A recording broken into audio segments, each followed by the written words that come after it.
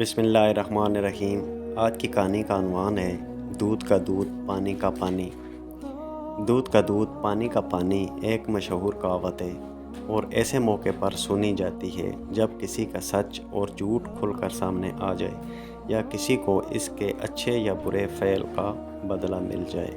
اس کہاوت کے پس منظر میں جائیں تو ہمیں ایک قصہ پڑھنے اور سننے کو ملتا ہے جو یہاں آپ کی دلچسپی کے لیے نقل کیا جا رہا ہے۔ ایک گوالا تھا جو زیادہ سے زیادہ دولت اکٹھی کرنے کی خبت میں مبتلا ہو گیا۔ اس پر پیسے جمع کرنے کی دشتن سوار ہو گئی تھی اور وہ لالچ میں اندھا ہو چکا تھا۔ اس کے ذہن میں دولت کمانے کا سیدھا اور آسان طریقہ یہ آیا کہ وہ دودھ میں پانی ملائے۔ اس نے ایسا ہی کیا۔ شہر میں رہ کر اس نے ناجائز طریقے سے بہت جلد مال بنا لیا۔ جب اس کے پاس اچھی خاصی رقم اکٹھی ہو گئی تو وہ اپنے گاؤں جانے کی تیاری کرنے لگا۔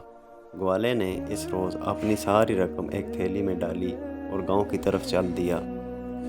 ان دنوں شدید گرمی پڑ رہی تھی، پسینہ چوٹی سے ایڑی تک بہہ رہا تھا۔ گوالا بھی گرمی کی وجہ سے نڈال تھا۔ اس کے راستے میں ایک دریا پڑا تو اس نے نہانے کا ارادہ کیا اور روپوں کی تھیلی ایک درخت کے نیچے رکھ کر دوسرے کی نظروں میں آنے سے چھپانے کی غرض سے اس پر کپڑے ڈال دیے۔ اس طرف سے مطمئن ہونے کے بعد اس نے لنگوٹ کس لیا اور پانی میں کود پڑا۔ گوالا جس علاقے میں نہانے کے لیے رکا تھا وہاں بندر بہت پائے جاتے تھے۔ اتفاق سے ایک بندر اس درخت پر بیٹھا ہوا تھا جس کے نیچے گوالے نے رقم کی تھیلی رکھ کر اس پر کپڑے ڈال دیے تھے۔ اس نے یہ سارا ماجرا دیکھ لیا تھا۔ بندر بہت شرارتی تھا۔ اس نے گوالے کو دریا میں نہاتے دیکھا تو درخت سے اتر کر روپوں کی وہ تھیلی اٹھا کر درخت کی سب سے اونچی شاخ پر جا بیٹھا۔ گوالا پانی سے نکلا تو اس کی نظر بندر پر پڑی جس کے پاس رقم والی تھیلی تھی۔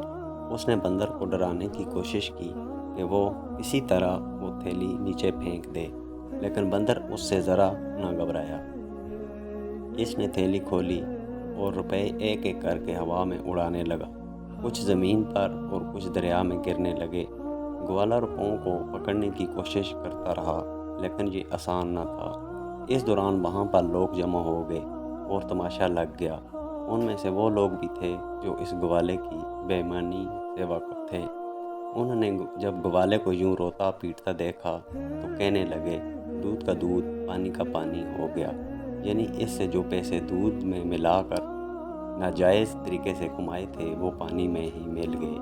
اس کہانی کا نتیجہ یہ ہے کہ لالچ بری بلا ہے۔